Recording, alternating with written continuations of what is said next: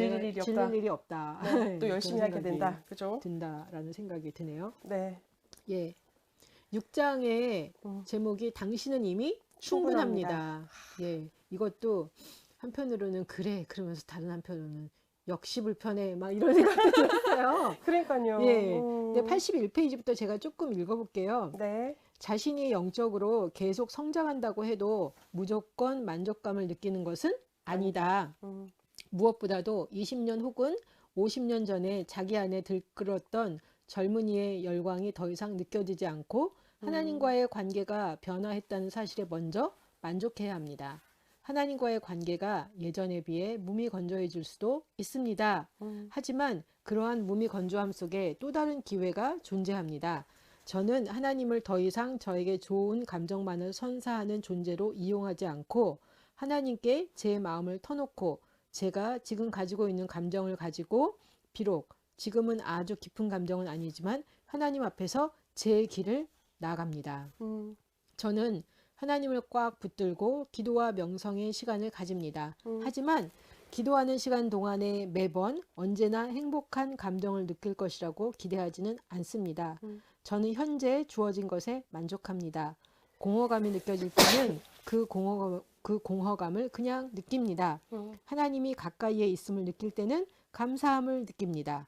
또한 저는 영성 지도를 할 때도 스스로에게 끊임없이 요구하는 사람들을 봅니다.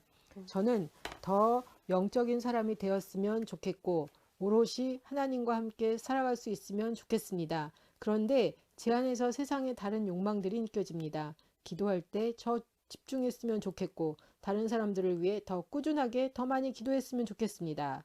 그들은 영적인 삶을 성과와 관련시키고 자기 자신에게 과도한 것을 요구합니다. 언젠가 한 사제가 저와 대화를 나누면서 깨달은 것이 있다면서 과거에는 자신이 스스로에게 바라왔던 영적인 요구가 너무 높아서 만족할 수 없었다고 고백했습니다. 예전에 저는 제 신앙생활이 만족스럽지가 않았습니다. 하지만 저는 멈추지 않고 계속해서 노력하고 있습니다. 이것만으로도 이미 큰 발전입니다. 다른 사람들이 이야기하는 경험들을 가지고 제 신앙생활을 평가할 필요는 없으니까요. 제가 멈추지 않고 하나님께 다가가는 길에 있다는 사실만으로도 이미 충분한 것입니다. 종교적 삶에 대한 불만은 종종 하나님에 대한 불만이 되기도 합니다. 하나님께 나를 도와달라고, 나의 두려움을 없애달라고, 병을 낫게 해달라고 그토록 자주 열심히 기도했지만 아무것도 달라진 게 없어. 많은 사람들은 기도할 때마다 하나님께서 즉시 자신의 기도를 들어주어야 한다고 욕심을 부립니다. 그들은 자신의 바람이 이루어질 때만 하나님께 만족합니다. 그런 만족의 이면에는 하나님에 대해서 스스로 설정해 놓은 기대치 혹은 특정한 이미지가 존재합니다. 하나님은 항상 자신의 부탁을 들어주고 이로운 것만 주시는 사랑스러운 아버지여야 한다는 것입니다.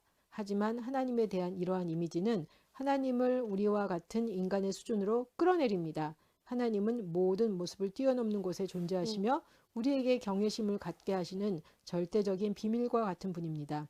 이해하기 어려운 이러한 하나님께 우리가 스스로 마음을 열어야만 우리는 하나님께 네라고 말할 수 있고 하나님을 향한 요구를 멈출 수 있습니다.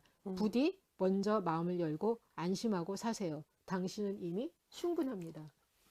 그러니까요. 네, 이 글이 저는 보면서 되게 이렇게 주옥 같다라는 네. 생각을 했어요. 네. 예. 그리고 아까 그 잊어버렸다 지금 생각났는데요. 우리가 목표를 세울 때 내가 할 수 있는 거, 내가 바라는 거를 내가 바꿀 수 있는 거를 세우면은 이게 가한데 나를 바꾸는 게 아니라 다른 사람을 바꿔야 되는 거를 목표로 세우면 절대 이룰 수 없죠. 그럼요. 네. 네. 네. 그러니까 나에 대한 걸 가지고서 뭐 목표를 설정하고 뭐 나를 바꾸고 내가 뭘 하고 싶고 이런 거는 되지만 뭐 세상에 전쟁이 없었으면 좋겠습니다. 이거는 내가 할 수 있는 일은 아니라는 아니죠. 거지. 맞아요. 그런 기도를 계속 해놓고서는 왜 안 이뤄주시냐 이렇게 하면은 안 된다라는 그렇죠. 이야기를 하더라고요. 네, 맞아요.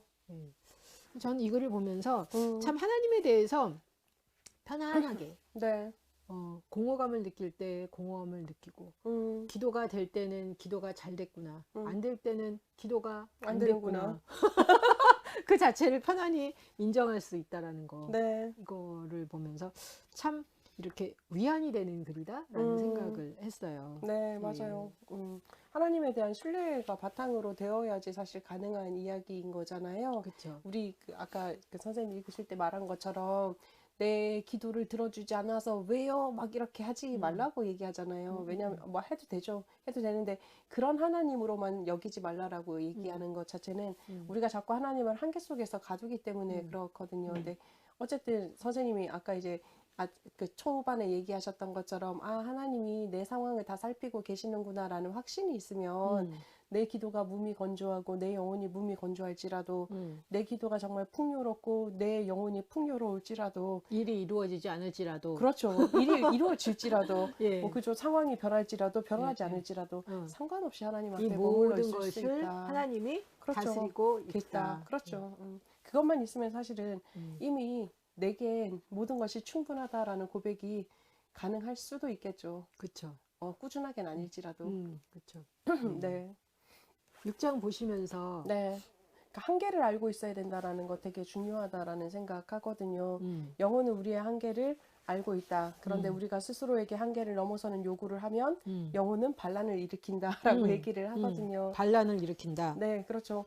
마찬가지로 마음도 그렇거든요. 아까 이제 선생님이 생각이 우리 마음에게 말을 한다라고 얘기를 했는데 그 모든 것을 다 종합해서 볼 때는 우리가 가지고 있는 그 뭐 현대적인 질병, 그 심리적인 질병이 우울증이나 아니면 뭐 조현병이나 뭐 여러 가지 부분들이 다 그냥 이루어지는 것들이 아니라 우리가 자신을 잘 살피지 못해서 내 한계 상황이 뭔지 몰라서 그리고 내가 어디가 문제가 있고 어디가 안 채워져서 내가 끊임없이 갈망하는지를 잘 체크를 해주지 못해서 나타나는 상황이 아닌가라는 생각이 들더라고요.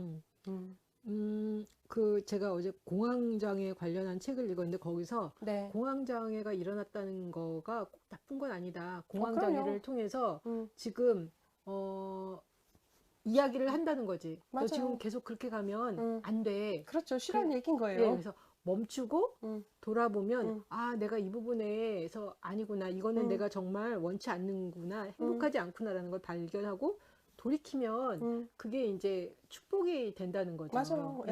모든 질병 자체를 그렇게 받아들여주면 사실 질병이 괜찮죠. 우리 바로 전에 바로 앞에서 했던 이제 그 아래로부터 영성에서도 내 몸과 내 몸의 질병들과 대화하라라고 이야기를 하잖아요. 나한테 신호를 보낸다는 거지. 그렇죠. 쉬어줘. 쉬어라. 지금은 네가 좀 편안하게 있을 때다를 알려주는 거니까요. 예.